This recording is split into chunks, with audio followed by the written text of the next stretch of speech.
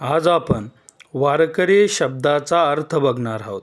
वास्तविक वारकरी या शब्दाचा अर्थ नियमाने उपास्य दैवताकडे जाणारा एवढाच आहे.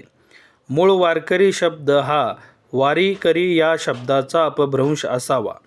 जुन्या वाङ्मयात वारी हा शब्द एरझारा या अर्थाने वापरलेला आढळतो.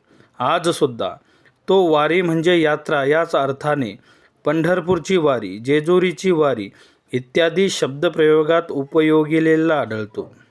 ज्ञानेश्वर महाराजांच्या काळी वारी हा शब्द एरझारा या अर्थानेच वापरत असत.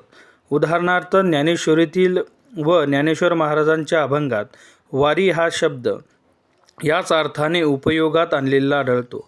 तात्पर्य: वर्षातून आषाढी, कार्तिकी, माघी अथवा चैत्री यापैकी एका शुद्ध एकादशीस गळ्यात तुळशीची माळ घालून नियमाने जो पंढरपुरात जातो तो पंढरपूरचा वारकरी किंवा पांडुरंगाचा, विठ्ठलाचा वारकरी म्हटला जातो व त्याचा उपासनेचा जो मार्ग तो वारकरी संप्रदाय होय.